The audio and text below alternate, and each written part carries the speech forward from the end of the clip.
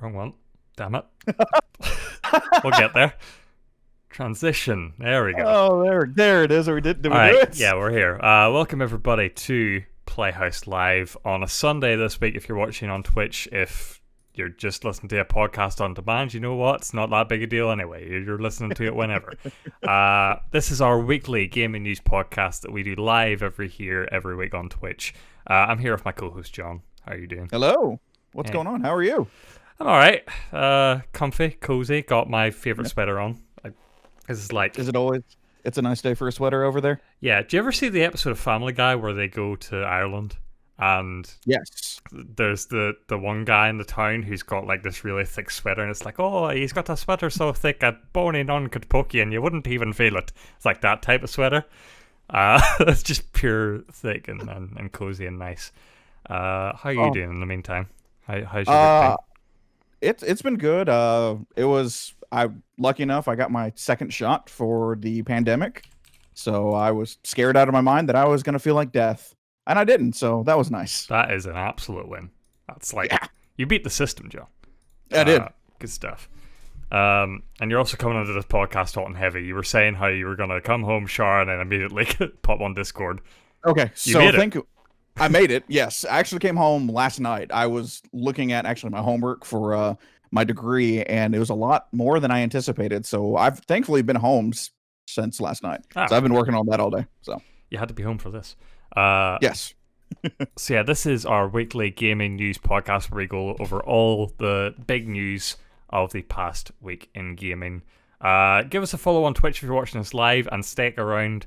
After the end of the show, we'll be doing our Twitch exclusive post show where you can ask us questions and hang out with us. Many of you in the chat are popping off right now. Shout out, a lot of regulars I see in there. Also know that if you can't catch this live, which you may be doing right now, you can. We immediately post this as fast as we can to YouTube and all of the good podcast services, even Apple. We post it to all of them. So yeah, you can listen to it on demand as well. But yeah, let's get straight into the news for this week because we've got some chunky boys. First things first, Microsoft is potentially acquiring Discord. This is reportedly coming our way via Bloomberg, and also Screen Rant got to there first. They were saying like Discord's talking to someone, we don't know who. It's Bloomberg that had this good that Microsoft is potentially buying them, so I'll just quote them very quickly. Microsoft Corp is in talks to acquire Discord Inc., a video game chat community, for more than $10 billion, according to people familiar with the matter. Discord has been talking to potential buyers, and software giant Microsoft is in the running, but no deal is imminent. Discord is more likely to go public than sell itself, one person said. Representatives from Microsoft and Discord declined to comment. There's a lot more in this article, which we'll dive into the details in a bit. Just immediately that headline, John, what feelings is that brought in within you? I was shocked. I know we kind of like make fun of Microsoft going, you know what? They're just going out buying all these developers, getting kind of building up their first party aspects and anything like that to kind of take on Microsoft Sony and Nintendo. I did not see Discord being thrown in there. This is kind of like last week with Sony buying Evo or acquiring Evo. Now Microsoft is thinking about buying Discord. I'm kind of excited. I actually don't know how I'm supposed to feel about this. The biggest thing I see is I had no idea that Discord was valued at $10 billion. Mm-hmm. It was earlier this year they were just valued at $7 billion. So they've gone up $3 billion in like less than a year. Jesus. Beta in chat also brings up the point where it's the measuring stick now, the Bethesda acquisition. That's like, how many Bethesdas are you if people are buying you? Yes. 2.5 million more than Bethesda is what they're worth to them. That also blows my mind too. I know Bethesda hasn't had like some solid hits in a little bit, but I did not know this free service that we're actually talking on right now was worth $10 billion. Mm. And so we have to ask the question, John. I'm interested to see what you think of this. I've been sort of going off on Twitter a little bit. Why do you think Discord is so valuable to Microsoft? Why do you think they're in for this? What will, if the Discord acquisition goes through, what will this give to Microsoft? Clout. It'll give them a giant player base. Like, especially if you do it like, and this is a scenario I've been kind of kicking around in my head. If you add Nitro into, let's say, Xbox Ultimate, and through Game Pass itself, because Discord actually tried to do like a launcher where you could buy games through them, and that failed miserably. And so, if I remember correctly, Discord's only making their money through Nitro, which I am a Nitro subscriber. And I think if you build this into Game Pass, you get a lot more people talking like on Discord. You can integrate Discord into Microsoft in general. That's including Teams, not just the gaming side, because Discord did switch they pivoted a little bit, going that we want to be the place where people can just talk and not just gamer exclusive. I think the ramification of this might be absolutely insane, where you'll be able to like pull your Game Pass library over on the Discord side and just start playing your game. Like, that integration would probably work fantastically. Maybe even being able to buy Windows games through Discord. I see very good things happening, and then I also understand the don't screw this up Microsoft concepts. Mm-hmm. Yeah, definitely a point worth making. Discord, all of their revenue right now comes from Nitro. They generated $130 million in revenue in 2020 purely from Nitro. They tried, as you mentioned, the digital game storefront. That flopped for them. They also bundled in games with Nitro. Turns out that wasn't the selling point for that service anyway, so they just took that away. It didn't really affect numbers. And so, yeah, Discord has acknowledged in the past that they're not yet profitable at all, even with that $130 million revenue. Yeah. Not actually making money yet, which is where capitalism begins to go over my head, how a company is valued at $10 billion. But as Beta again points out in chat, he reckons that more people are on Discord than buy Bethesda games. Yeah, yes. Discord 6.7 million active servers. I know I have 140 million active monthly users and 300 million registered accounts. So a huge user base. I see this as like an acquisition of two halves. Bloomberg mentioned in the report that they were trying to buy social media app TikTok. The only thing I could think Microsoft would want that for is the user base. We know pandemic that Discord, as well as other communication video call companies, have just really been thriving because of the need for them. Microsoft Teams sort of lagging behind in market share. So I think Discord, especially now coming off, we're not just a gaming platform, we're also just general communities and business and whatever you need us for. So I think you might see some sort of integration there.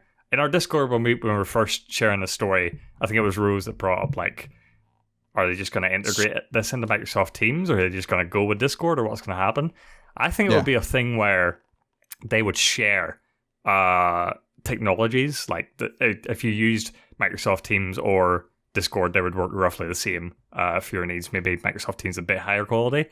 But I still think that Discord can't shake off that gamer stench just yet. And so, like, maybe they will still keep those separate, one aimed at professionals, one aimed at communities and more younger users and gamers and such. Well, I mean, if you think about it too, I think it was a couple months ago, Slack just got hacked, and like everyone was actually very upset with Slack to the point of businesses were considering moving over to Discord because it's free. And so if maybe Skype, Microsoft owns Skype, so, and who actually uses Skype? Very, very few people use Skype now. It is all like Microsoft Team. I know there's still a user base to it, but when Discord at a cost of free to its users has better video, better audio chat, and just the integrations that they have, I think this is Microsoft going after Slack instead of like maybe even like using Teams, because I'm with Rose and I've used Teams at work. It is very Discord light. Like, it is very weird how close they are together. And so if they decide to get rid of Teams and bring out this Discord business, I don't see that actually being a bad thing, because the name Discord actually has a pretty high, like, or a pretty heavy weight behind it when it comes to most people talking about it. Yeah, it's the other thing as well where you brought up Skype. And that's the thing where it's like people are scared of this acquisition. They're sort of concerned that it's just going to be they're going to run Discord into the ground, same way they did with previously Beam turned into Mixer. I feel like their acquisition strategies of late, and this is both Xbox and Microsoft in general, have been sort of hands off, and that's worked well for them. Like, they bought GitHub a while ago. Everyone was saying that platform was dead. They haven't really touched it. That's still going fine. strong. That's like still the industry standard for developers. Bethesda seems to be the same way, where they are Xbox game studios, but in name only. They're just sort of letting them do the thing, operate as Bethesda was doing. I imagine this will be the same. And so, if you look at it from the Xbox side, I think the big appeal of this is user base and just another reason to have Games Pass, another perk, as you will. They had the sort of get a few months of Discord Nitro for having Game Pass anyway. Yeah, so you can bet that would be like a total thing that stays forever. So yeah, I just think users and value and just the gaming market in general and the sort of communities market in general is such an important thing for Microsoft, even if it's not profitable, because Microsoft aren't really concerned about profits, the amount of money they're making, and the amount of money they're able to throw around on things like this. So it's purely like getting as many people as possible integrated into this whole thing, I think is yeah, when your operating system is one of the big three, depending on how you actually want to look at you got iOS, and then I've just blanked out Linux, but there's so many different sects of Linux. So, I mean, Windows is their number one seller, and they have the money to do it. I actually agree. I think this is just all about the base, the player base behind it, or the actual user base behind it, that makes the most sense to get more people into Game Pass. We've been saying this for almost, a year now, 6 months now? It's all about Game Pass. And so the integration of Discord into Game Pass, or vice versa, how that's going to work, I think that's what Microsoft is looking at, and getting the infrastructure that is Discord. A really good infrastructure, because when the pandemic started, they upped everything and no one saw a blip. Like, it wasn't nothing. Discord crashes, everything crashes. I'm not too worried about that. But when they upped the video chatting to 100 people, no one really blinked, and it worked pretty well almost right out of the box. Yeah. Which is hard to say for a lot of different companies. Some that I use and work with at my work that just legitimately drop the ball. As chat points out as well, this story has developed over the past week. It was VentureBeat or Screen Rant, I can't remember who, forgive me, that first reported that whoever they were in talks were, they were exclusive talks. Which basically means that the person trying to acquire them, Discord can't talk to anyone else. They have to talk with them if they're talking with anyone. And then Bloomberg later in the week reported that Microsoft is in talks with them. So you put two and two together, Microsoft has an exclusive acquisition talks arrangement with Discord. So they're in this position now where either they're going to sell to Microsoft, or they're going to go public, or just continue to wait. Because and this has been a thing. Discord has been going back and forth. Discord has been shopping itself around since 2018. They've been talking with the likes of Amazon and Epic Games. Epic? Yeah. Their value has just been going up and up and up every time they talk. And they're using the same company to sort of handle these talks, Q Analyst Partners, that they used in 2018. So everyone's sort of wondering, are they actually looking to sell, or are they just sort of throwing their money around there? And you got to think, either, if they're gonna sell, now would be the time to do it, when the pandemic's still in people's heads and these sort of services are more valued than they've ever been. So I wonder, John, if they're gonna decide, we'll hear soon. That's what I was basically going to on Twitter, is if they are in these exclusive talks, Microsoft has some idea in their head that the talks are going well and that they have a reasonable chance of buying them. Yes. So Discord is either going to immediately pull out, or Microsoft, you're going to hear about it this week or next week, I think. Oh, I agree. I think we'll find out sooner than later. Either it all fell apart, or Microsoft has just acquired Discord. And so would you think they would say, I suppose it depends on what Microsoft offers, because when Amazon tried to buy them, they were sort of doing what they wanted to do with Twitch, where the reason Discord pulled out of those talks is because they were trying to put advertising on the platform to try and make it profitable. Discord didn't want that, so they pulled out of those talks entirely.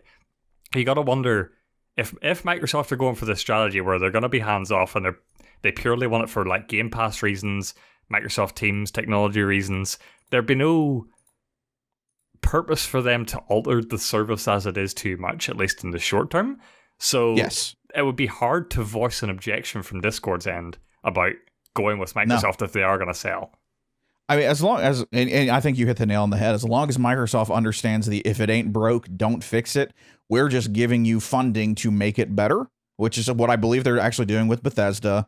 When, like you said, GitHub, they haven't touched it, it's been great. So as long as they still take that approach where, all right, we can give you Microsoft money, and you can kind of go nuts with it. You've established yourself as one of the leaders in communication in a communication platform. And what you're doing is great. Here's bags of cash. Go nuts. I don't think we have anything to worry about. The only thing would be is if they do want to try and like put in the ads or anything like that, and something that just doesn't feel core to Discord's like character, I guess is the best way to put it. Raiders in chat as well. Chat is popping off today. Just like shout out to chat. They're really bringing up some good points today. Raiders brings up a good point that I didn't even think of. Obviously, Discord right now operates on Google servers. If they were purchased by Microsoft, they would most likely definitely switch to Azure servers, which, as we know from an agreement made a year or two ago now, both PlayStation Network and Xbox Network are operating on Azure servers as well. Azure could mean integration for both the PlayStation and Xbox platforms, as people have been requesting for years and years now. How crazy would that be? Is if it's Microsoft that goes, screw it, we've got everything, we got the technology, we have Azure, here's Discord, everything's integrated, go nuts. Like, they are like, it literally is. Papa Phil is the savior of video games. Yeah. Well, I could definitely see that for the Xbox platform. You guarantee if they bought Discord, Discord's just going to be the way party chat works on Xbox now. Yes. However, by Microsoft acquiring them, putting them on Azure servers, maybe also writes it off the table for PlayStation. Because if you remember back when they first got Bethesda, they first announced that, and everyone was wondering, like, because they couldn't say it because of NDA, but they were sort of wishy-washy on, is Elder Scrolls 6 going to be exclusive? Is Starfield going to be exclusive? Are they coming out on PlayStation? Now that the acquisition is closed, NDAs are done, they're basically like, these are exclusive games. They're coming to PC on Game Pass and they're coming to Xbox. You can bet your ass they're not coming to PlayStation anymore if you thought they were. So we've got a bit more clarity on that. Do you think Discord I don't think so. could operate as a selling point for Microsoft enough that they would want to keep it off PlayStation? Oh, see, that one was where we actually get really tricky. Like when we get into the woods of business and whatnot. The personal side of me says you wouldn't do that. You're literally taking away insert X number of million players who use Discord to chat when playing PlayStation. And that doesn't make any sense. But they already said Bethesda games are it's a wait and see concept, but we're pretty sure most of them are going to be Xbox exclusives, at least timed. So if Microsoft does acquire Discord, I don't personally see it because we've already seen in the last 9 years when Xbox screws up, and I'm talking about the Xbox One release, they were just annihilated on the internet, and they lost the market share when it came to the Xbox versus PlayStation. If they do this, I could actually see it being a lot worse than the launch of the Xbox One. I realize that we're not really, but like we're sort of painting this deal as like an exciting thing or like it's sort of in a positive light. It's important to point out that the obvious elephant in the room that monopolies are never really a good thing. Almost always. Like I've talked about Microsoft's acquisition strategy and Amazon's acquisition strategy and how they're sort of hands off with most things, and that doesn't rock the boat too much. But it stands to reason that Microsoft Teams was set up as a competitor to Discord and all these, and Slack and all these other things, Zoom, and it's not doing the numbers that Microsoft wanted. And so they're making so much damn money that they don't even have to think about competing. They just buy their way out. Like, Discord is their way out of all of this. Like, the user base is there, as we mentioned. The market share is there. They just have to go, yeah, we could spend years trying to develop a competitor product. We can put more value into Microsoft Teams. We can make it free. We can advertise the hell out of it. But it's just more efficient for us to just take money and just shove it at this thing. And that is where stuff like this scares me, man. Like, and not that Sony's an angel either, but like, you look at their first-party studios, and other than, Insomniac, really, and a few other exceptions, all of their studios are like baked from the ground up from the early days of PlayStation. And, they created game studios and these thriving businesses where there weren't before, and made like really competitive games in the market.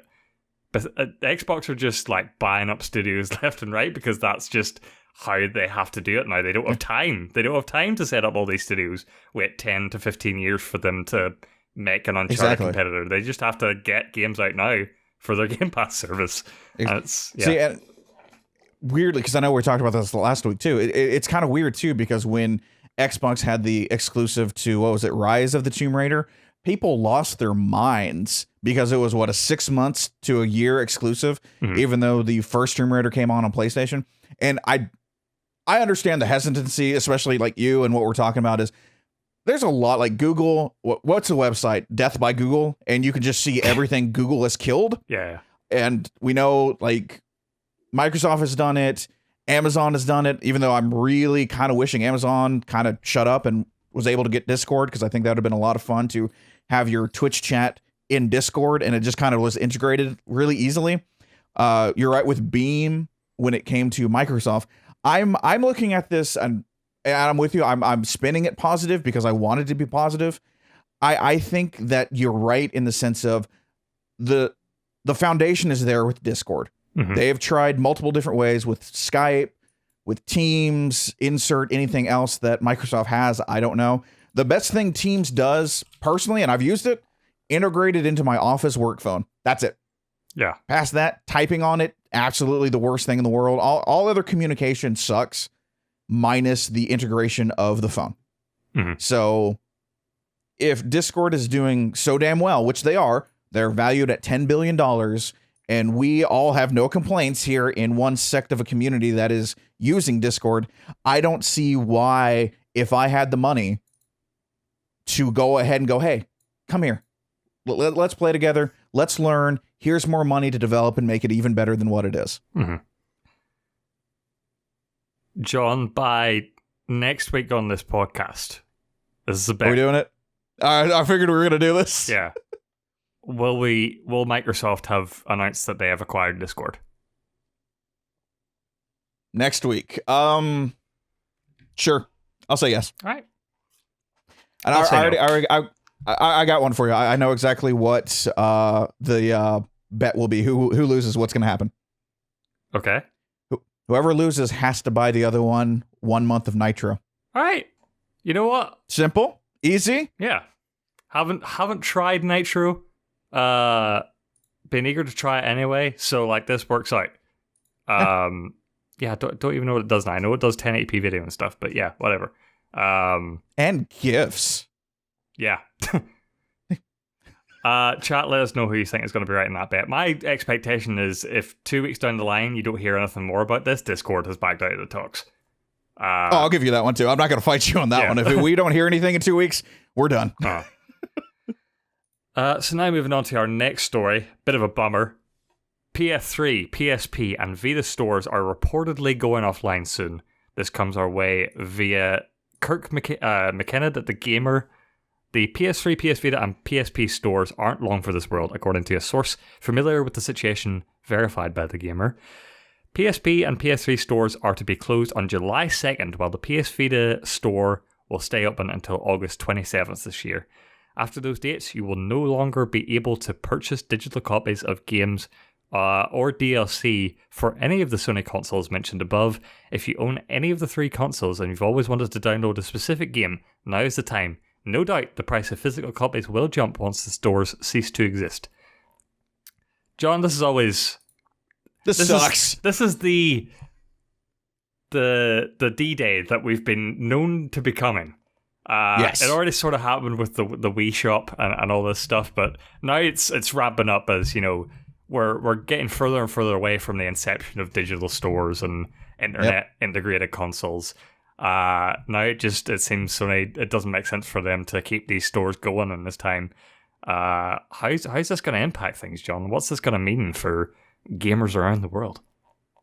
So this 100% sucks. Like, I understand the business side of it. It takes a lot of money to keep servers up and running, to maintain everything, to make sure you can actually download your stuff.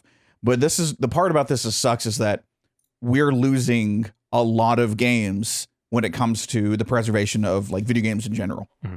And that part just sucks. Let's be absolutely honest. Like, I know we can go out and buy physical, and they're 100% correct. Kirk's right.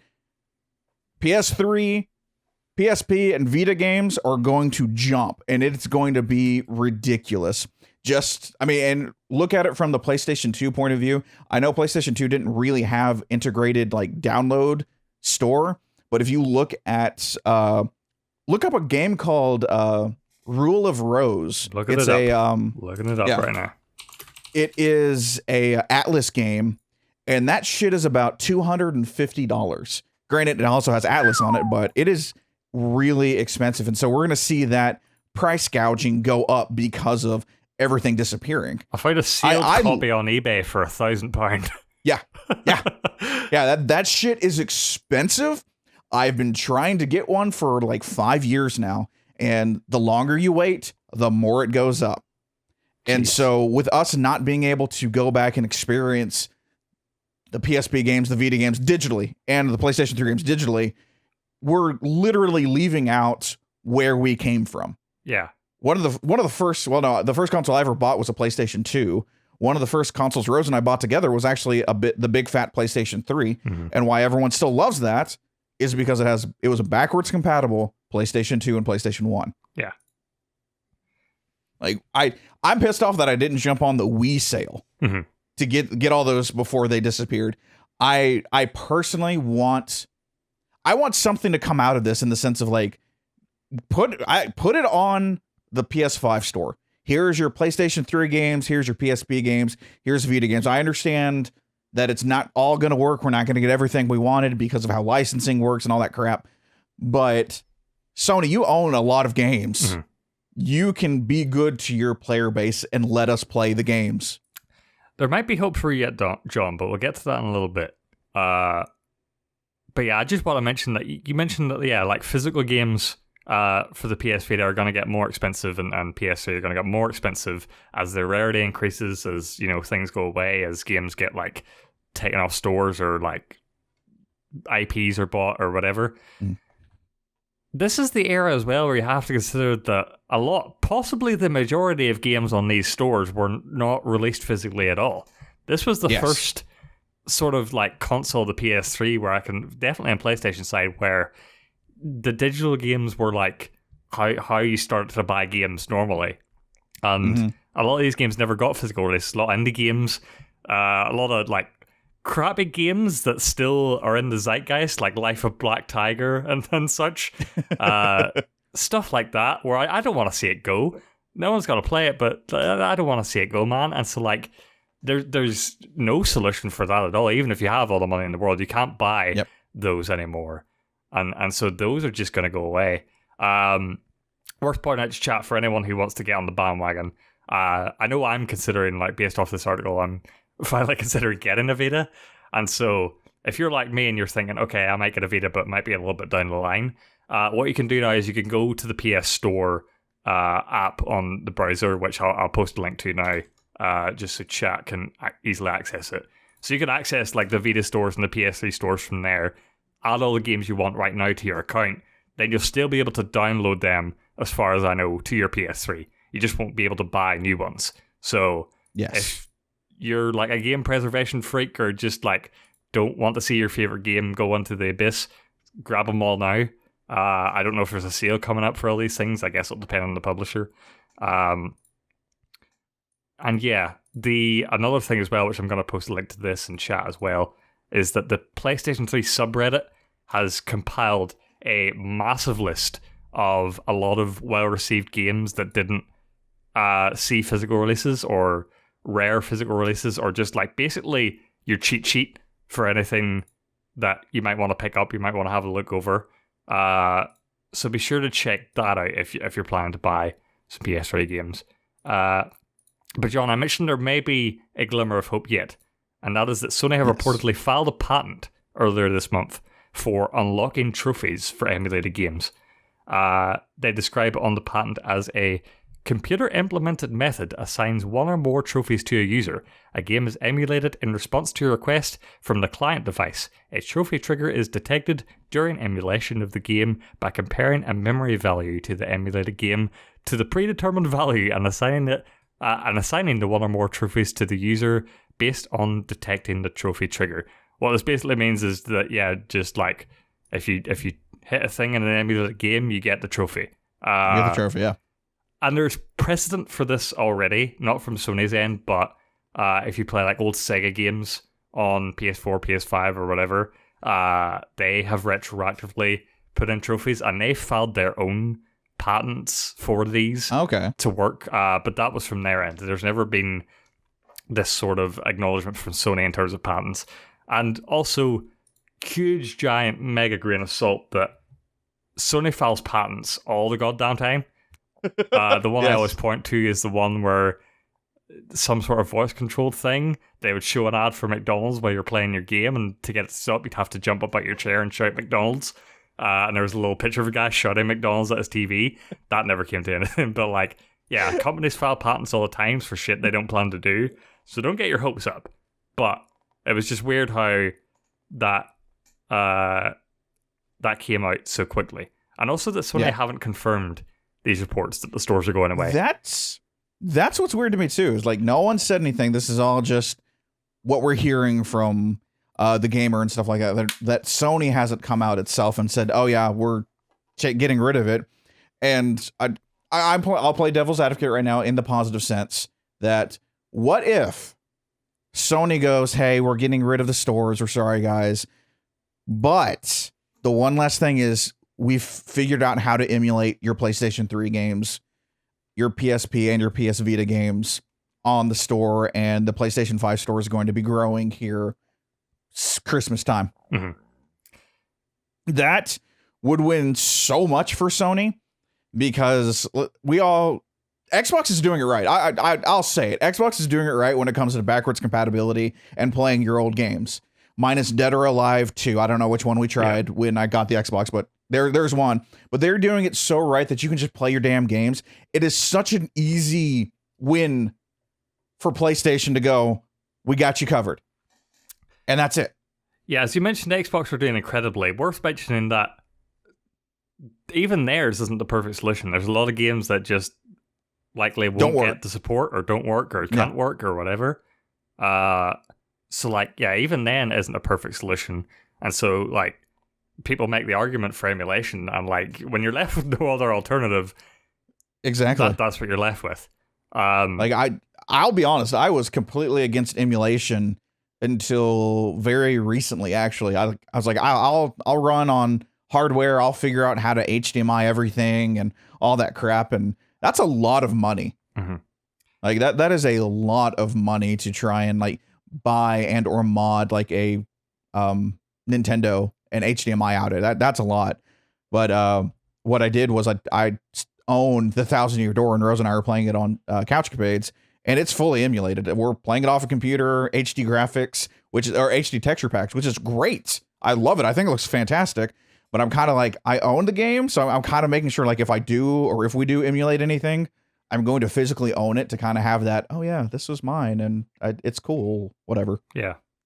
Another sort of downer point in terms of, like, PlayStation maybe getting emulation sometime in the future is that people point to articles of Jim Ryan basically saying that he doesn't care about old games and don't think they sell well, or, like, people claim they want it more than they actually want it, and it's only a small subsection of players. So, like, obviously he's ahead of PlayStation. Maybe he's not. It's a top priority for him. If I was, in PlayStation, I'd be thinking of ways I could do this. I'd probably look to PlayStation Now as a service, because I'm thinking of ways that how could you convince the Sony higher ups to support this emulation program. And like, the biggest thing for them right now is subscription services with PS Plus, and PS Now, while nowhere near Games Pass, is still doing well. I think they're at like 2. There was a number in my head. I can't remember what it was, but like they still have a lot of subs. Like, they're in the millions with subscription numbers for that, and that's with it even like not a lot on there. But if you remember that it was initially set up as a streaming service, and one of the benefits of that was that you could stream older games. Doesn't work, but you can do it. So, like, definitely if they were looking through emulation, I think that would be the way they would do it, is you can access these older games, but only through PlayStation Now, and only our curated list. And that would still not solve the preservation problem, because you still don't have ownership of the games, which you wouldn't. But it's better than nothing. You still wouldn't have through digital stores, really, because, as we mentioned, these stores shutting down, going away, whatever. So yeah, see, I'm with you. I think that'd be the right way to go about it. I swear they need to rebrand PlayStation Now. Mm-hmm. Like, they need to, like, it was a joke when it first came out, and for Sony not to kind of go back and just kind of clean it up a little bit, kind of do just something else, and just not admit defeat, but go, hey, you know what? Microsoft with their Game Pass, that's actually a very good model. Let's do it on our side and keep on going. Hell, Nintendo has done it with the online services where you can play NES and SNES games.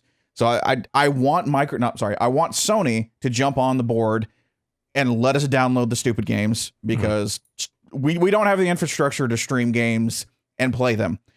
If you look at Stadia, I'm just going to be absolutely honest, Sony. Look at Stadia and what they couldn't accomplish. Just let us download the games through an emulation on the actual PlayStation 5 and or PS4. Yeah. I'm trying to find the presentation I had where Sony said what the numbers were for PlayStation Now. Because I remember last we heard of Xbox, it was right before the Bethesda acquisition. They were at 15 million. I cannot remember for the life of me what PlayStation Now was at. Maybe it was a decent number, but I know it wasn't. I don't think it was a double-digit number if I remember correctly. I think 2.2 million is the latest. As of April 2020. Yeah, still not bad. I think as of us recording this right now, I want to say you can get a month of PlayStation Now for $1. So I mean, worth a shot to see what it's like. But I'm with you, Finn. I think we need to see PlayStation Now kind of get umped up a little bit and use the emulation power to actually let us play older games. But yeah, I just don't see a scenario where PlayStation do the Xbox backwards compatibility program where they're just saying like, hey, you can put your disc in or whatever. I just don't see that. But yeah, I get the fact that they haven't confirmed this, the fact that after these reports came out, they didn't just come out and say, yeah, this is happening, because the target date is July for these stores going down. That's not a lot of warning to give people. So maybe they are planning like an event in the future where they say, hey, the stores are going down, but this. So who knows? But yeah, get on. If you're worried, get on those PS Vita games now. Go out and buy your Vitas. Go out and buy your physical Vita games. Don't buy Rule of Rose, because that's just expensive as shit. But yeah. How much is a Vita? Hold on, let me look up on GameStop right now. How much does a Vita cost? I remember pre-pandemic, I was looking at them Vitas in the stores, them used ones up on the shelves, and I was like, boy, I could go for some Tearaway right now. Boy, I could go for some Persona 4 Golden on handheld. All right, so a Wi-Fi Vita at GameStop right now, I don't know if they have it, is $170. Okay, they're all 170s, and then the new, because there was a version 2 of the Vita, and they're also 170s. Those came with different colors. But if I remember correctly, the version 2s were LED panels and the version 1s were OLED. So you pick your poison. If you want more vivid colors, go after a version 1 Vita. Speaking of handhelds and OLED screens, we got some more updates about the Switch Pro. This comes our way via Takashi Mochizuki at Bloomberg. A lot of Bloomberg scoops this week. They've been doing some work over there. Not just Schreier, but the whole gang. Got shout-outs. I love that, by the way. Yeah. I wish they wouldn't put their articles behind a paywall, but that's a different matter. Yeah.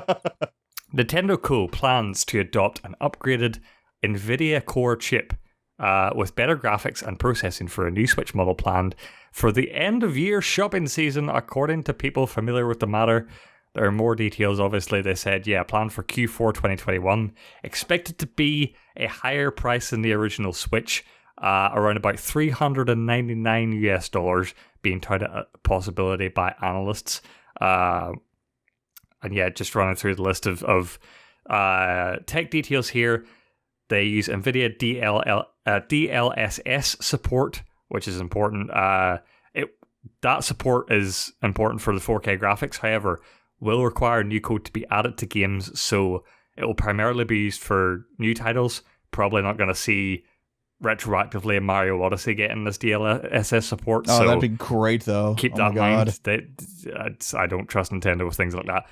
Better CPU, increased memory, obviously, OLED display upgrade, 4K output to TV, still 720p on handheld, but at that range, it's hard. Even if you upgrade it to 4K, it wouldn't be that because the screen's so small. You get what I'm saying? Yep. John, you've been flying the banner I'm a of the Switch Nintendo Pro. apologist. I am a Nintendo apologist. I fully admit to it. Mm-hmm. I love this. I think this is great. I want a new Switch Pro. This lines up with what we heard a couple months ago about Nintendo going to their developers and be like, hey, we're just letting you know, start prepping the 4K assets. It's happening. Mm-hmm. And this just weirdly is starting to line up everywhere where we're getting the new deep learning super sampling, which is NVIDIA's DLSS that helps.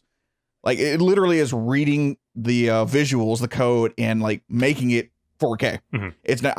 I'm pretty sure it's not going to be true 4K, but yeah, you know what? Seeing Breath of the Wild 2 in beautiful 4K running at 60, everyone wins.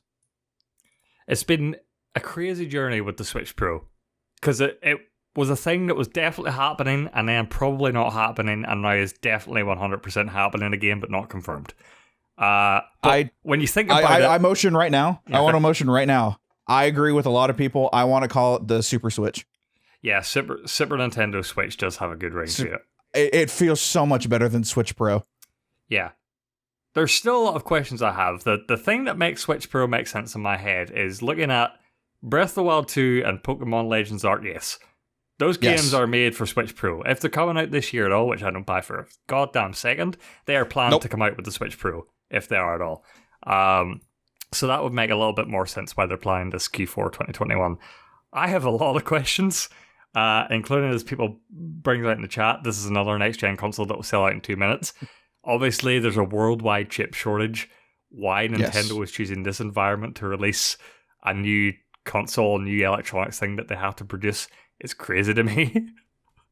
See, okay, so my digging around on this one, my understanding is that this NVIDIA chip isn't even out. Like, this is actually a legit new NVIDIA chip that hasn't been released, period. And that it's going to be the next round of, like, graphics cards and everything like that. That's specific, the DLSS. That's my understanding of it. I don't know if that's 100% correct, but this is a chip that's not out yet. That makes it sound worse in terms of production, not better. That makes it sound like it's going to be so much more harder to get. But if they're not using the process, because it's the microprocessors that are causing this chip shortage. And so if they're not using those specific ones, which again, I don't know, I'm not that part of technology, then we might be better off than most. Again, I'm not 100% sure. And the Q4 2021 thing, when it's said like that, this thing is not coming out until March of 2021, because that is Q4 2021 for Nintendo. Well, we're about to end. Sorry, that was me that posted that in the doc. Oh, that was you? Okay.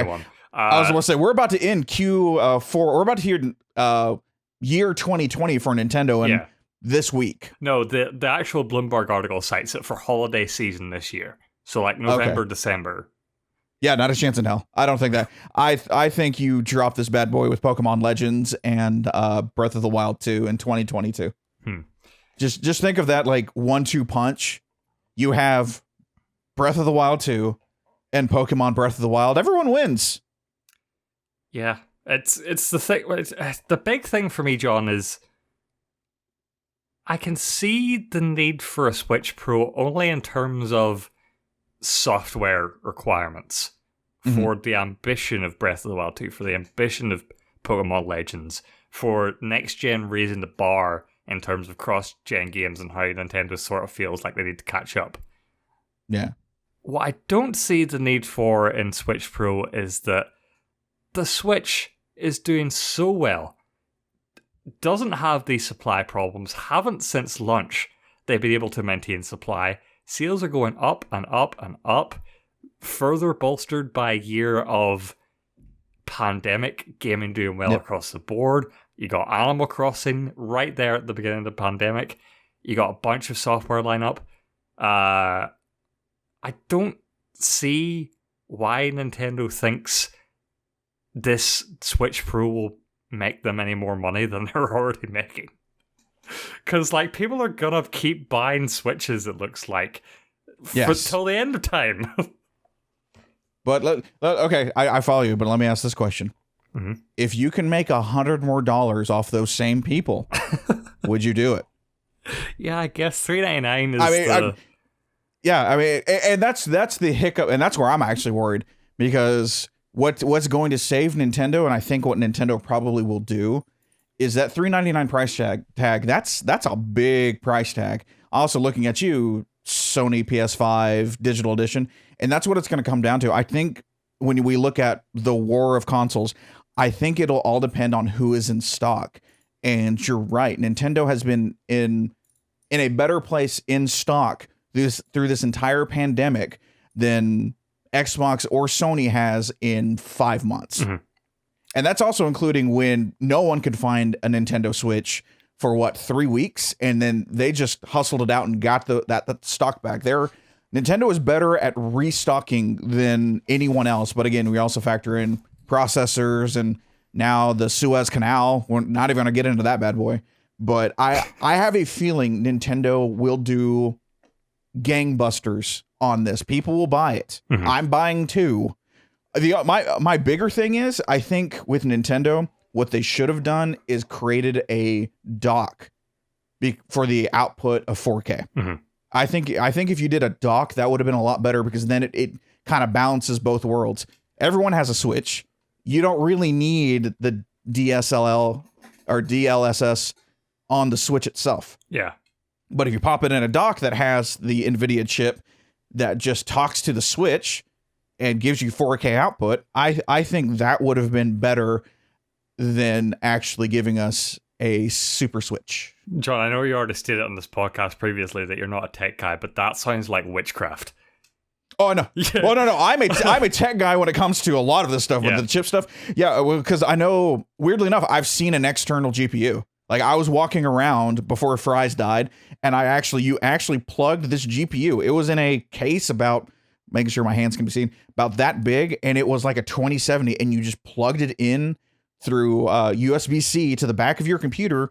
Even if you had a shitty, like, very old school, or even hell, let's go with this way, a integrated graphics on your CPU, you could still play games at a higher resolution because of the external graphics card. And I think, granted, this is a chip, so it's a little bit different because it still has to read everything when it comes to the NVIDIA chip. But if it was something sort of like that where you could build it into the Switch dock itself, I think that would have been a home run for Nintendo and their kooky, crazy peripherals. I don't know, man. Just like plugging in an extra GPU via USB-C sounds crazy to me. It was weird. Like I double taked on that bad boy. I'm like, what the hell is that? Oh my God. And it was one of those ones, weirdly enough, you could actually like pop it open like a trunk or the hood of a car. So I actually opened it up, and there was the GPU sitting in there like it was connected to a motherboard, and it just USB-C'd into the actual tower of the computer, and it ran perfectly fine. Mm-hmm. Yeah, again, it's like the only explanation I can get for the Switch Pro is via software. And so you're looking at Switch sales now. They're expected to overtake the Wii in financial year 2008 as Nintendo's platform with the largest single-year software sales.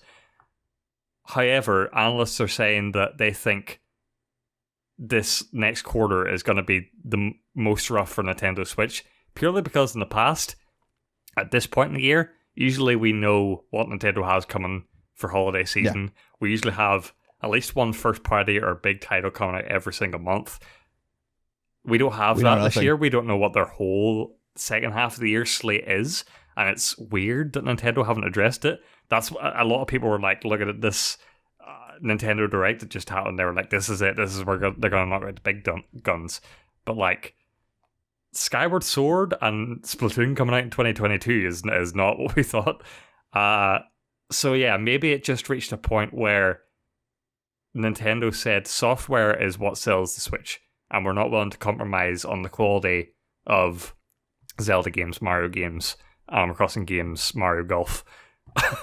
So like, cannot wait for Mario Golf. Yeah, we need like Pokemon games. We need this more power. We need more power to get our vision implemented. And so like they say, okay, if we put the best version of Pokemon on this $399 Switch, people will buy it. So why not? And I imagine, if they did do Holiday 2021 and they had either Zelda or Pokemon or like a Mario Odyssey director's cut even, something like that, I still feel like, that could sustain Switch at this level for another 4 years. So Mario Kart 9. Yeah. Mario Kart 9 in 4K. But John, also, they could just sell Mario Kart 8 again and it would do the same thing. It would, yeah. I wish I knew we were going to go. I was going to go deep into this one. I remember it was maybe 2 or 3 weeks ago. I read an article from the president of Nintendo Japan, and the person doing the interview actually was asking him, like, so what about this new Switch Pro that we've been hearing so much about? And I'm paraphrasing, and I apologize. I want to say it was from Famitsu. He said, we are always looking at upgrading hardware, but we have to make sure that when we upgrade hardware, our software team, because we've combined them all into one, because they're all under one roof, the software has to be there to support the hardware. Mm-hmm. And that's why we got motion control for Wii, and we got whatever the hell the Wii U was. So I think there's something that Nintendo is cooking underneath the big brand of Nintendo that is justifiably why they're allegedly looking at this new NVIDIA chip, and we're getting a Super Switch at the end of the year. Raiders in chat, just a comment I really like. Like, I have a PS4 Pro, I'll get an Xbox One X and a Nintendo Switch. Boom. I can get Game Pass Ultimate, PlayStation Plus, and PlayStation Now, and Nintendo Switch Online. Then when it's time to get the new next-gen consoles, I'll probably sell all three, choose the new console based on the old console I had the best experience with. Just that whole sentence is like, gaming has got so crazy in the past 3 years, 5 years. Just all these like crazy services, and it's mental. But like all of these companies are doing so well. There was a 3-month period this year where the best-selling consoles were Series S, it was Series S, then the Nintendo Switch, then PS5. And it's like crazy that all those companies are able to compete at this level. It's wild. Last thing is Nintendo President Shintaro Furukawa said in February the Switch is in the middle of its life cycle. He also always says that. In that article, in that review, or in that interview I read, he's like, I'm always going to say it because we're always in the middle. And I'm like, well, that doesn't help me one damn bit. Next story, we got some more news about Amazon Games, John, one of our favorite topics to discuss in this show. Amazon Games is opening a new development studio in Montreal. This is via their official press release on the Amazon Games blog. Today announced that it has opened a new development studio in Montreal, Canada. The Montreal studio, which joins Amazon Games development studios in Seattle, Orange County, and San Diego, will focus on creating original AAA games. The studio's founding members include the industry veterans Luc Butchard, head of production, Xavier Marquise, creative director, Alexandre Remy, head of product, and Romain Remoch, content director. who most recently worked as the core team behind the tactical shooter Rainbow Six Siege. The studio's first project will be an online multiplayer title based on a new IP. Just some notes regarding this before we get into it. This comes 2 months after Google closed down their Montreal-based game studio, who are making titles for the Stadia service. And Amazon's new CEO, Andy Jassy, reaffirmed his commitment to making games while acknowledging the stark challenges the team faced. This was back in February 2021 in response to a Bloomberg article. John, does this excite you?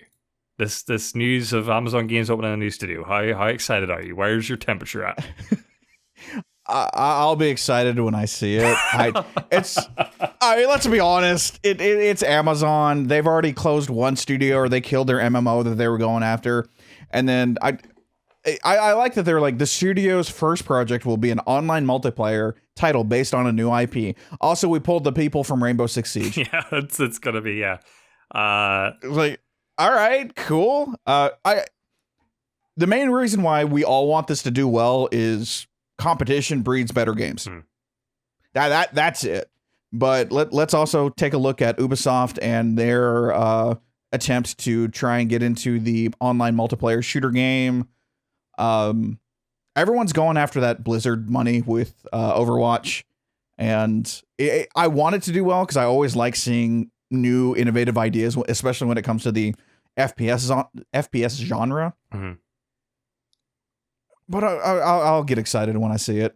So Rainbow Six Siege, this team is like, they've got clout. Because Rainbow Six Siege, fantastic game. Still know tons of people who play it. Still one of the most played games after all these years. I just don't think, as you mentioned from Ubisoft's perspective, that they made all the money that they hoped it would. But like, that game is very, very loved by its community and by its development team who's in charge of it. And it's a very, very well made game. And like, I have a group of gamer friends who are on that. They switch between this and Battlefront, and like Rainbow Six Siege just keeps coming up. It never seems to die. And so this team, I feel like this is the most excited I've been about Amazon talking about games in a while. That's not a high bar to clear, but I'm just pointing out there.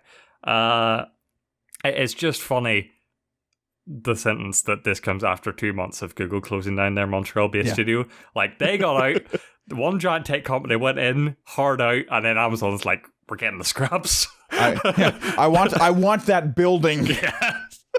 Just like, I imagine someone just like going into that office as like people are packing up their boxes and just like sticking an Amazon logo over the Google logo. That's crazy. See, and you said it right. Like the Rainbow Six. I remember when that game came out, and it was awful. Mm-hmm. It was just completely annihilated, and they stuck to it and made it a great game. And didn't they like last year announce like they have another 5 years within Rainbow Six Siege?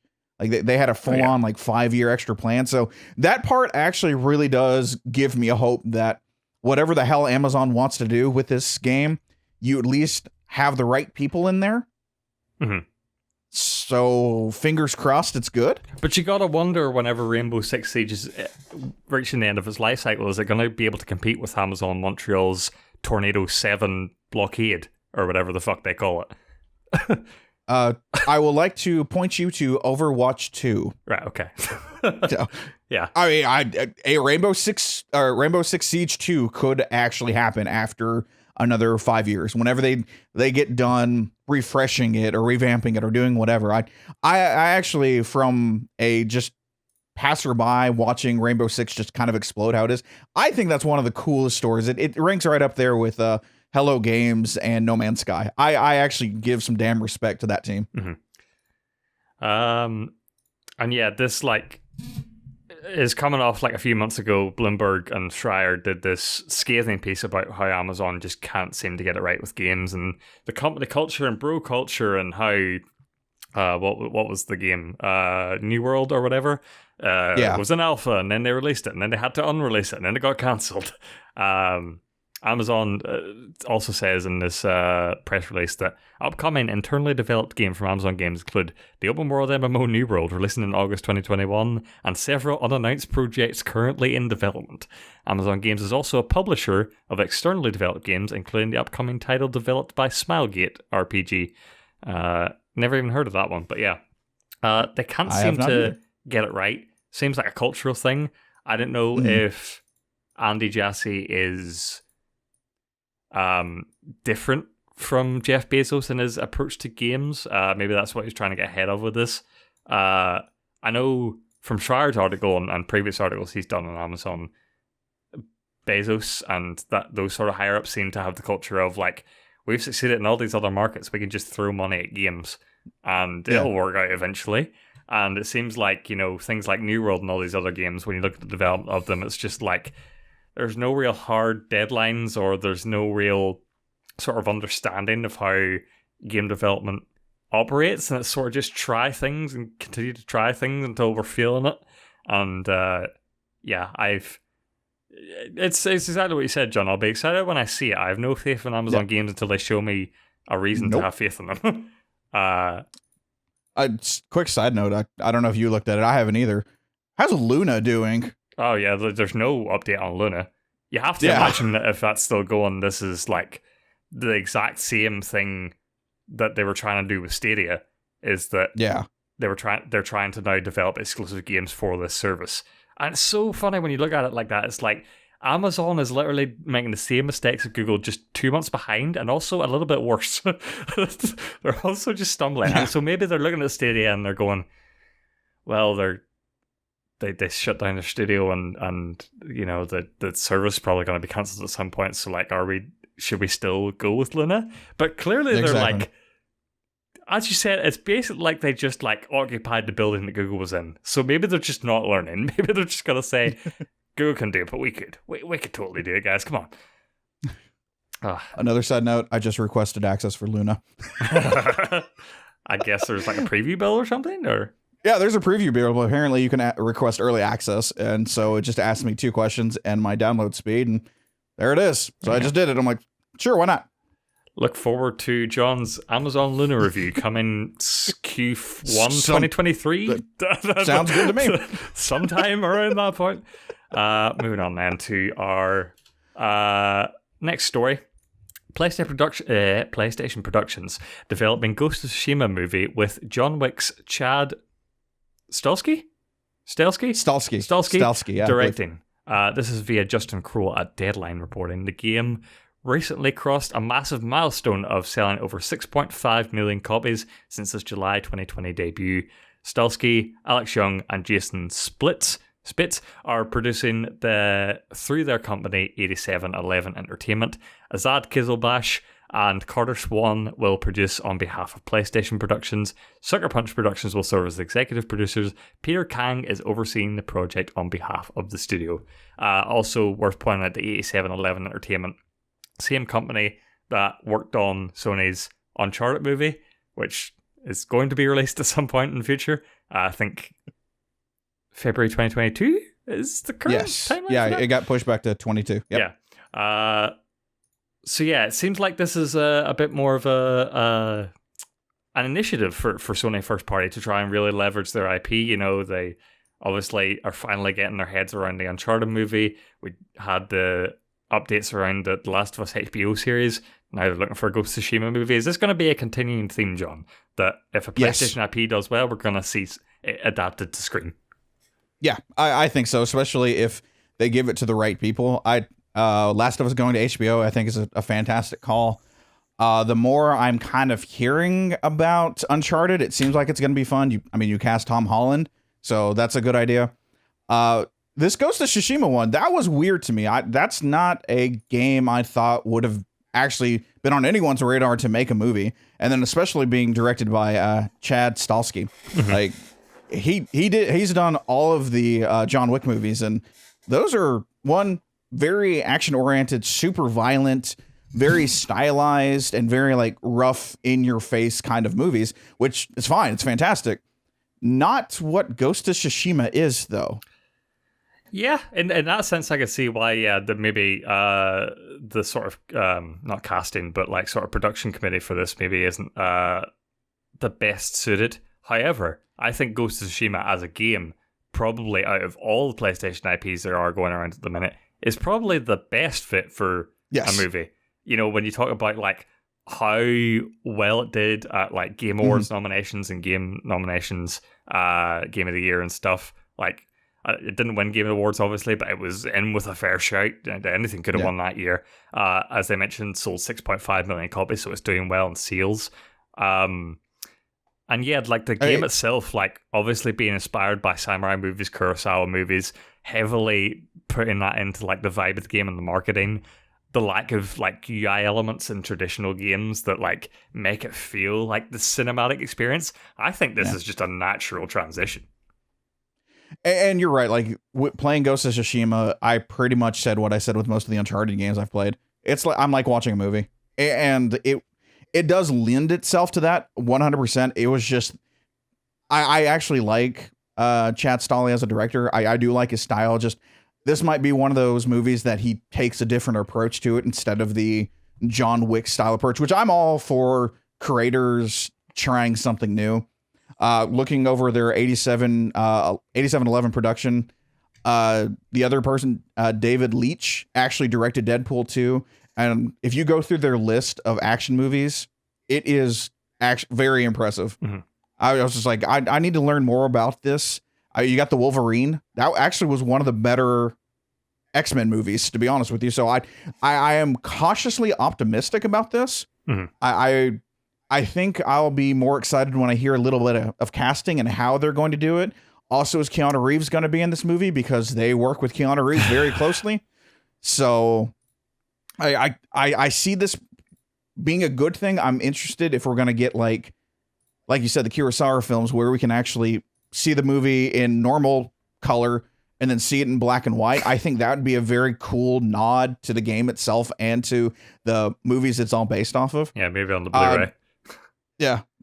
I'm not worried about the action at all. Mm-hmm. Like, I think the action's going to be fantastic. I'm like I said, I'm cautiously optimistic about this, and the production team behind it, I'm good with it. And I like I said, I'm a little hesitant on the director, but I think this might be a better choice than most. Mm-hmm. Raiders in the chat pointing out as well how they hope that the movie is filmed in Japanese. Like, I don't want a historically accurate looking samurai film and they start talking English. I'm going to go out on a limb and guarantee you that it's not going to be filmed in Japanese. This is for an American audience, and they're going to try and they might have like authentic Japanese cast, but I guarantee you they'll be speaking in English. Just like the game, in fact. Because like the sub, that's what I was going to say. The sub mode is in Japanese for that game. Like, it's not like they did it the other way around. So yeah, this is purely for an American audience. I guarantee you that much. Still have faith in it though. I just think this is Sony's, like, they've seen how the perception around video game movies and TV shows are changing, and how, you know, these, like, ones that are being handled well, like Witcher, among others, Castlevania and such, are being handled really well. Uncharted seems to be looking up to be pretty decent. But yeah, I think this is another way for, you know, Ghost of Tsushima done a lot of its sales by this point, and we see this sort of curve, like sort of exponentially decreasing curve of PlayStation sales, and how that will like encourage people to their platform. And once they sort of begin to level off, that's when they say, okay, start to like throw this IP at other things, release it on PC. And I think this is the next way to do it, where when you start to see these things level off, it's like, let's get Hollywood on the phone, let's make a movie about this, let's squeeze all the value out of this IP we can. To that point, I wouldn't be surprised if 2 years down the line, 3 years down the line, you hear talk about Horizon Zero Dawn TV show or whatever. I hope, like, I'm with you on the TV show. I kind of want The Last of Us to do really well, and HBO and Sony have a very good partnership, because I think you could do a Horizon Zero Dawn TV show so much more justice than putting it into a movie. Mm-hmm. I haven't played this game yet. I know I should. It's on the ever-increasing backlog. Maybe we should either wait till I play it, or maybe sit you and Keith down and maybe cast this movie. Which would be harder than like what we did with the Metal Gear one, because I don't know if you're familiar with a lot of Japanese actors or actresses, so maybe that'll be a bit more difficult. A little more difficult. I'm familiar with some, and I know at least I can go to IMDb and like, I remember seeing this person in this movie, and then find them from there. So I think that would be actually a lot of fun. I'm good either way. Yeah. Now we need to talk about some even more news that happened this week. First off, Xbox Live to become Xbox Network. This is via Tom Warren at The Verge. The update from Xbox Live to Xbox Network is intended to distinguish the underlying service from the Xbox Live Gold membership, says a Microsoft spokesperson in a statement to The Verge. John, what's up with that? Why did the name change all of a sudden? Because sooner or later, probably here in this week, we're going to acquire Discord. Okay. All a part of the Xbox Network. Okay. All right. Settle down.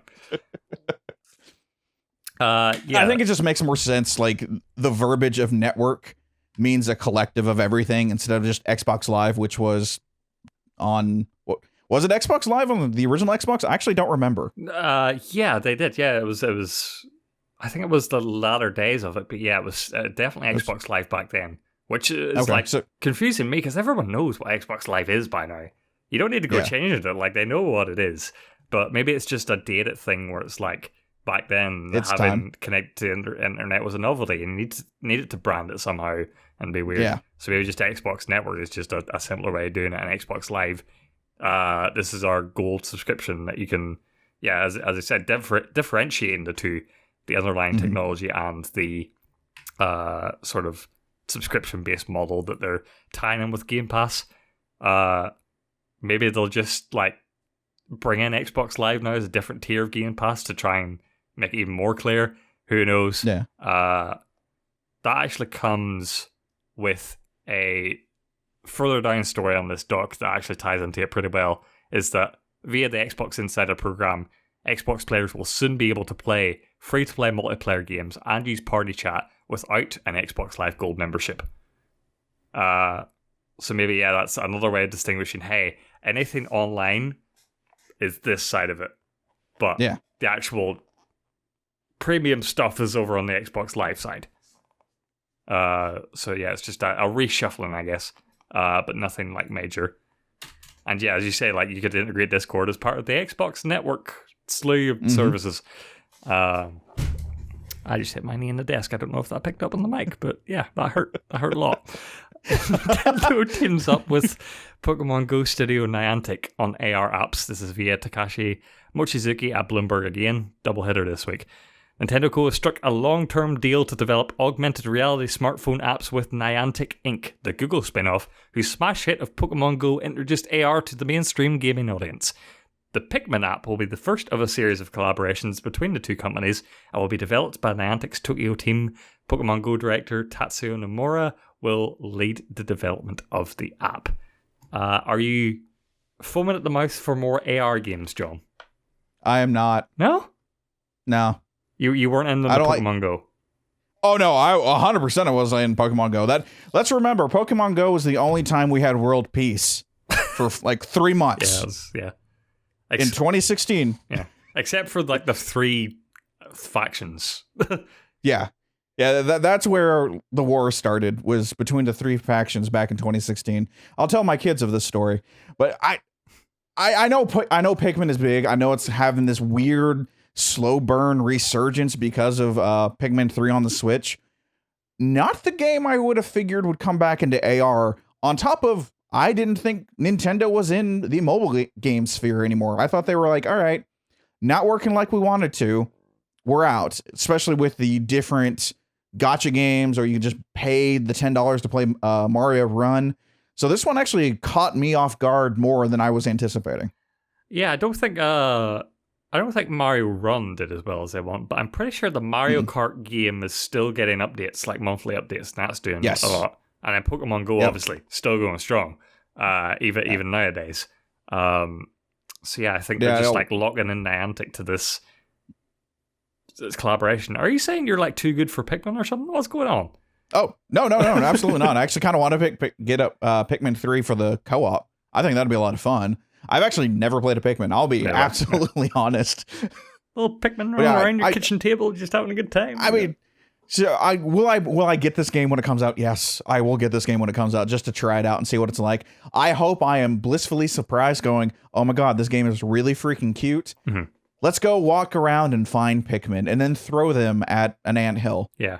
Godspeed. I'm really interested in where AR can take us, and I'm excited to see how this partnership manifests. Because like this and the Space Invaders AR game, I'm really interested in. Yep. I think there's a lot of cool stuff you could do with it still. A lot of ways that sort of sector can go. Didn't Minecraft have an AR thing? Yeah, they have Minecraft Worlds, but that tanked. That's okay. That's what I was like. Where's that one? Yeah. Space Invaders though looks freaking awesome.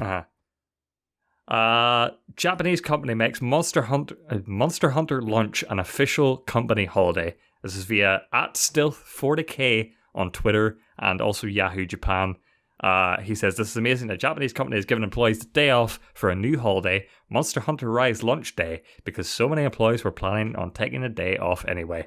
John, you really like this story. I heard you talk about it a few times now in the Discord and such. It was so funny. I actually really respect that. Just, oh, wait, there's like 80 people taking off. I'm just assuming the number. Why? Oh, Monster Hunter.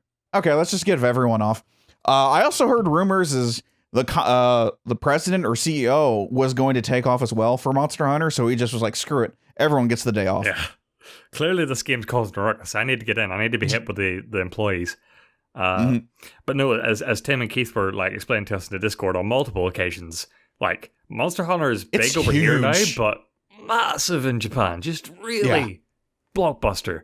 And so yeah, this is like not surprising to anyone over there that this is happening. Sort of like if GTA was releasing over here, I imagine is the parallel. Yeah. Come work for Playhouse. We'll give you Monster Hunter Day off. People who bought Tony Hawk Pro Skater on disc for Xbox One will have to buy again for next gen.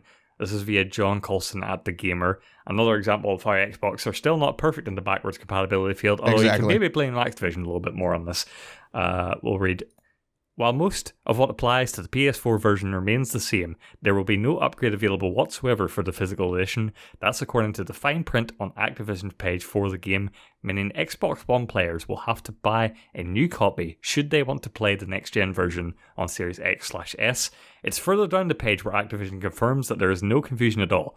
The upgrade offer is not available with physical versions for the game on Xbox One. It is clearly stated under the Xbox upgrade section of the FAQ.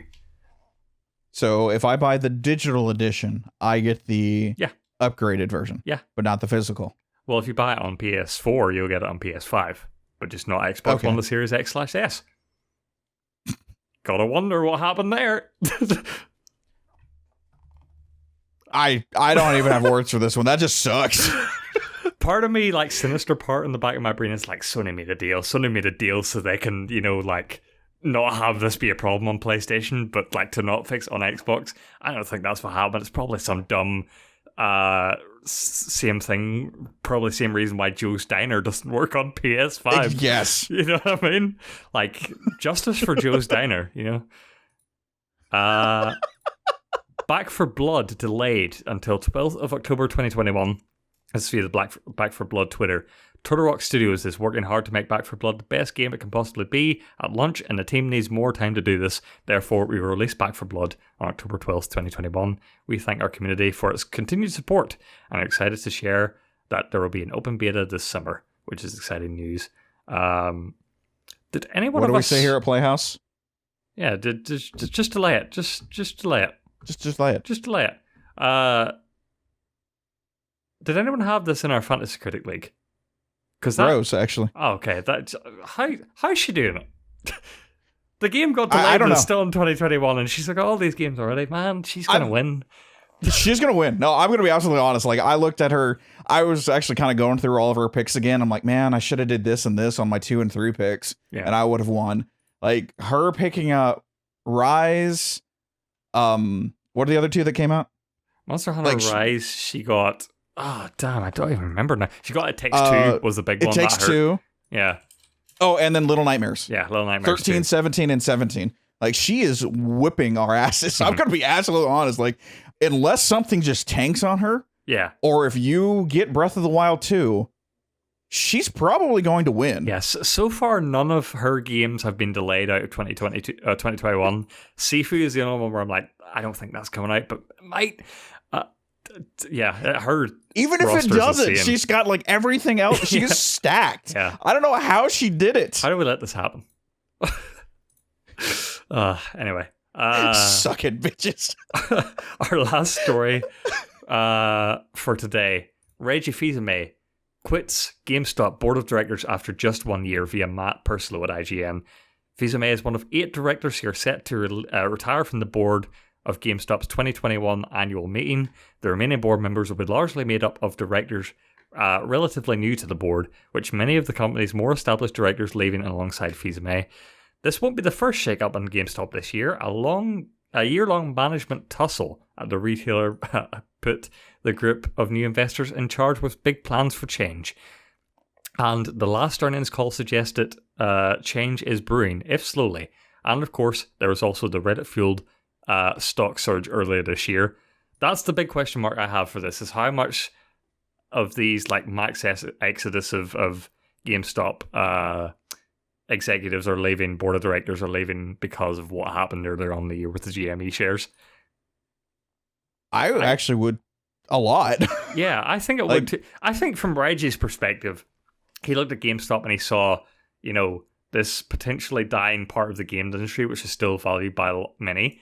And he thought, like, maybe there's something I can do. Maybe there's something, like, that I can use my skills for. Because Nintendo's doing better. Like, I don't need to be there. They're doing all right. They're selling Switches like hotcakes. But, like, GameStop, I feel like I can get in there and actually use my skills and work and maybe, like, salvage this. But I feel like GME just blew up every plan he could have possibly had. And maybe he's like, all right, well, not here, I guess. The volatility of it just shook him, which I don't blame him at, honestly.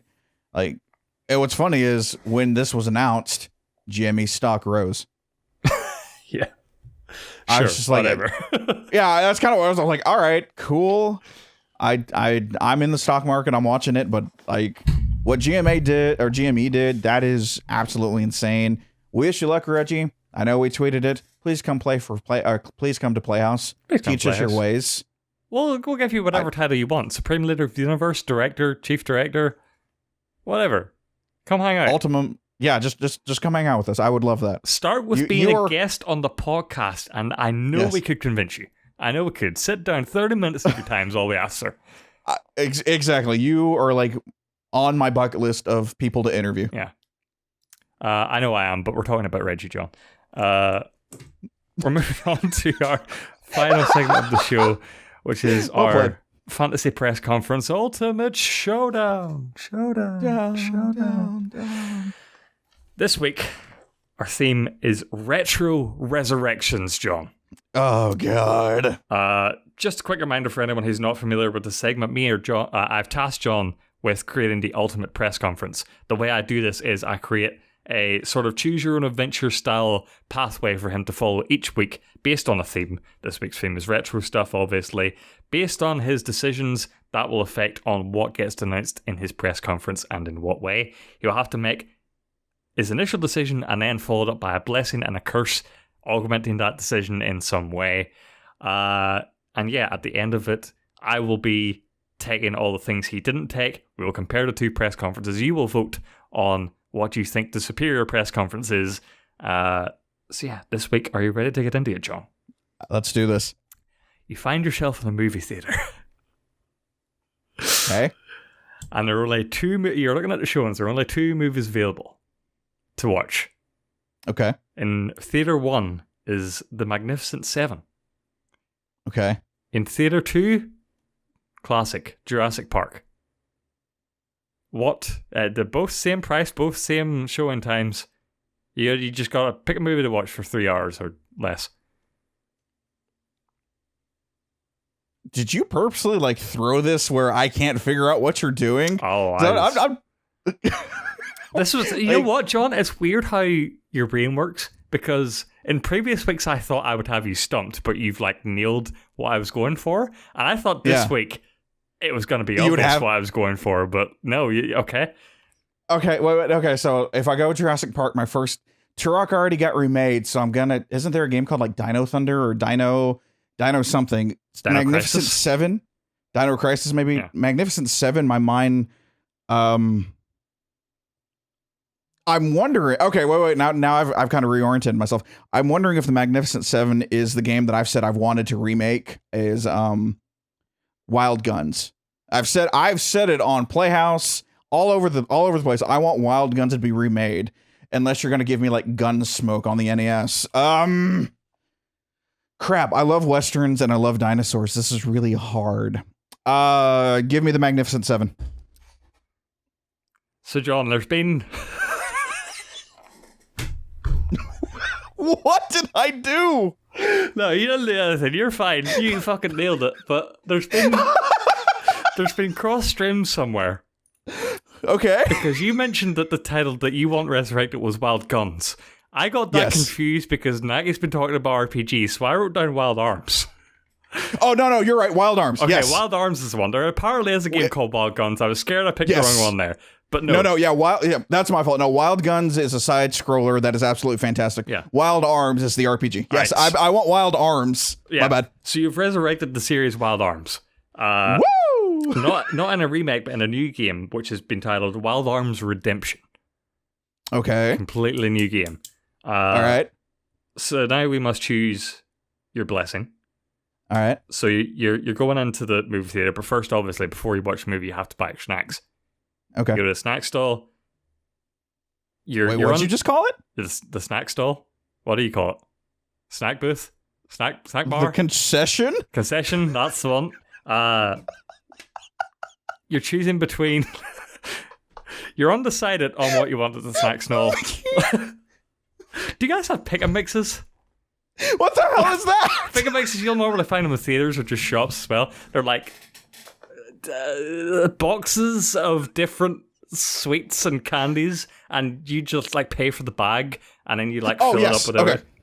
Yes, yeah. That actually, that's been in like weird like candy stores that you just walk in. A lot of they're vending machines now in a lot of theaters that I've seen that you just walk in and just do the pull and you pay by the pound. Mm-hmm. Yeah. So you're at the concession stand. You're undecided on whether you want nachos or popcorn. Okay. What are you feeling right now? And you're watching Jurassic Park apparently. Or no, sorry, you're watching Magnificent Seven. Magnificent Seven. What's the go-to snack for that? Honestly, I can't eat popcorn. Okay. Yeah, I love I love caramel corn. I think that's fantastic. Or do I want nachos? Nachos are a little easier on me. I'm an old man. Shut up. Let's, for the sake of this roleplay, let's go with the possibility that you're a normal person who can't eat popcorn. No, a normal person. I can't eat popcorn. if you really wanted to. I'm trying to think, like, what does the popcorn signify? Like popping. And so I'm going to take a wild guess that because of this, there's a lot of microtransactions on the popcorn. So I'm going to go with the nachos. This is your blessing, though. This is the good one. Why would there be microtransaction in the good part, the good thing? Have you seen microtransactions and how much they make money? I'll go with nachos. I suppose, yeah, we're doing this from the perspectives of our businesses, so maybe microtransactions could be a blessing in the future. All right. Exactly. But you're trying to win the people's hearts as well, so I wouldn't do that to you. With popcorn, you chose popcorn, right? Sure, we'll go with popcorn. Okay. Did you actually choose it, or did you just like swim? I went with nachos, but you started going down that road, so I'll do popcorn. That's fine. No, it's fine. You could choose either. If you chose nachos, we'll go with nachos. Okay, nachos. All right, we're logging in nachos. You've chosen the salty blessing. Okay.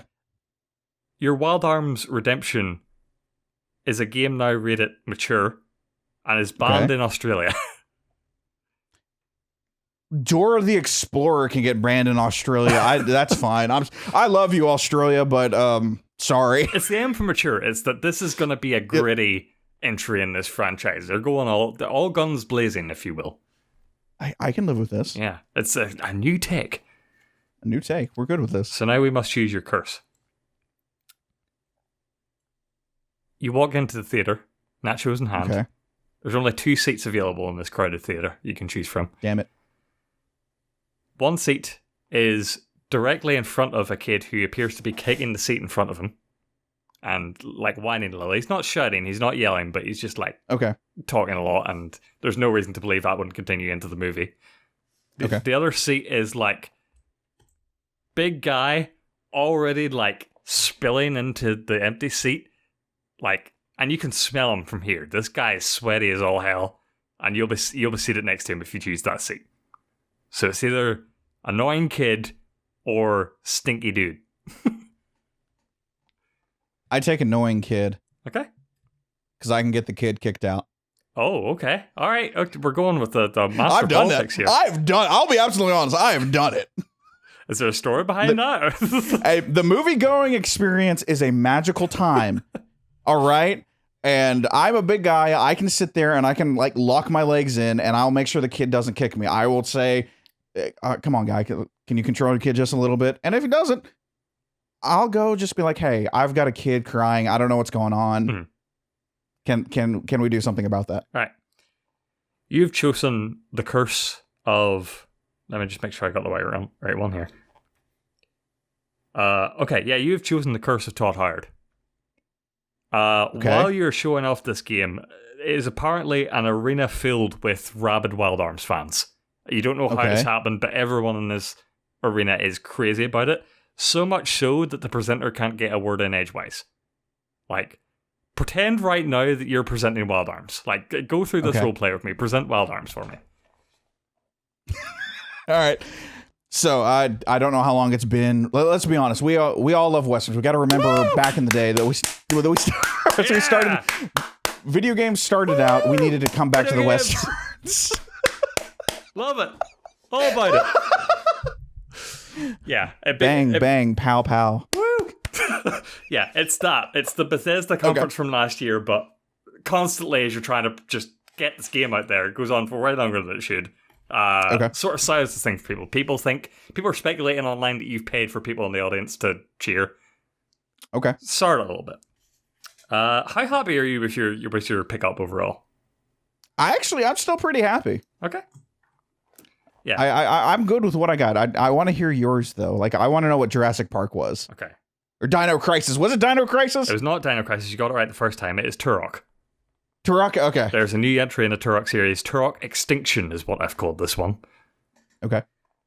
I chose the Sweet Blessing. I got the popcorn. Only popcorn left at this. Time out. We have to clear something up. Uh-huh.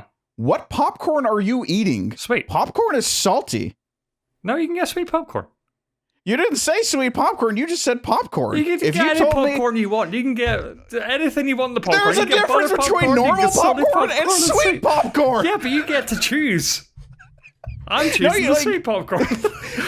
You have to go to a specific place to get the caramel corn, to get the sweet corn or the kettle corn. I gotta be 9 honest times with out of 10. I don't think caramel corn's a thing over here. When you get popcorn, you ask for popcorn, then they ask you what kind you want, and they scoop the shit. The 3 popcorn bits are like next to each other, and they just scoop out the ones. No, you ask for popcorn, your ass is getting salted butter. Do you want butter with that? That's all we get asked. Chat, if you're going to a movie theater and you ask for popcorn, you can get 3 different kinds of popcorn, at least. They're right there. You don't have to go to a different place. What are you talking about? Like, most theaters only give you salted popcorn. There are a select few theaters here that I've gone to that have at least, like, kettle corn, which is the sweet style, but you still don't put anything on it. You can get toffee popcorn over here. That's a whole other type of sweet popcorn you can get. So wait, when you said you couldn't eat popcorn, you meant you couldn't eat the salted popcorn? No. When I said I can't eat popcorn, it's hard on me. Like I can't digest it very well. Okay. I will put up with that pain for caramel corn. That's where I'm at. Like I love caramel corn, but I will hurt. Whatever. You pick nachos. I got the popcorn. You're a loser. Okay, screw it. I got the Sweet Blessing.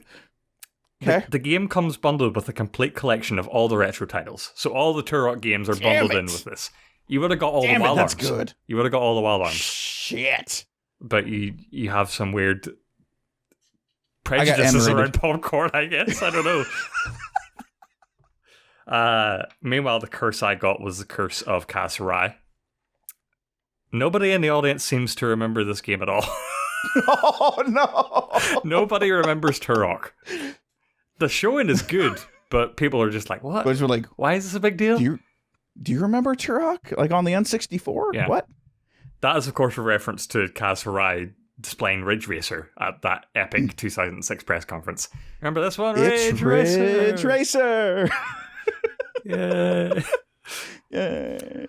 So that's what we've got for this week. We'll have to continue next week. Hopefully I can satisfy you, John. I don't know what I did wrong this week, but you got off my data against me somehow. I don't know, but we'll see what the theme is next week. We'll continue our ultimate press conference and decide who is the better shout. Who do you think you won this week then, out of both of our options? See, okay, I actually like yours a little bit better when it comes to, like, you got the other two Turok games. Mine would have been more epic, because I think... There's 5? I think there are, like, roughly the same amount of Turok and Wild Arm games out there. No shit! Okay, I thought there were only 2 Turok games. Yeah, hold on. There was the bad one just called Turok in 2018?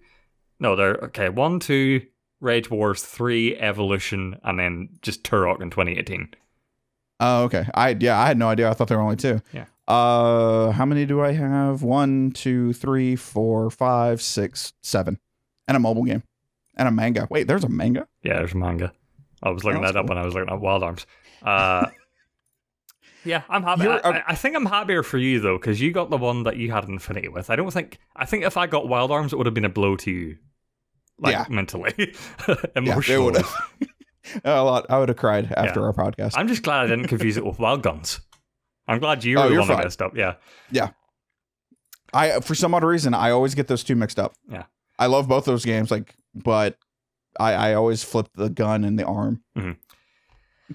This has been Playhouse Live for the week of March 28th, 2021. If you're watching on Twitch, stick around for our post show after where you can ask us questions and talk about all the stories we just talked about, or if you want to just ask us any questions that just randomly came to your head about what type of popcorn people enjoy, that's fine too. You can ask that, and be sure to give us a follow if you are in the Twitch chat right now and haven't already. We would appreciate that. Head on over to YouTube and subscribe to that channel. We're doing a big subscriber push up there, so if you could go over there, we'd really appreciate if you sub. If you're watching it on YouTube now, which you can, if you're watching this in VOD form, please give us a sub. And also check us out in podcast services if you prefer to listen to your podcasts as opposed to watching them. Everyone has their preferences. But yeah, until next week, we will return our regular time of 4 p.m. Central on Saturday and 10 p.m. BST. Now, we've changed our clocks last night. I got an hour less of sleep. Not feeling good about it, John. But we're synced up again, so that's fine. Sweet. But yeah, until next week, we will see you guys later for more news. Bye. Bye.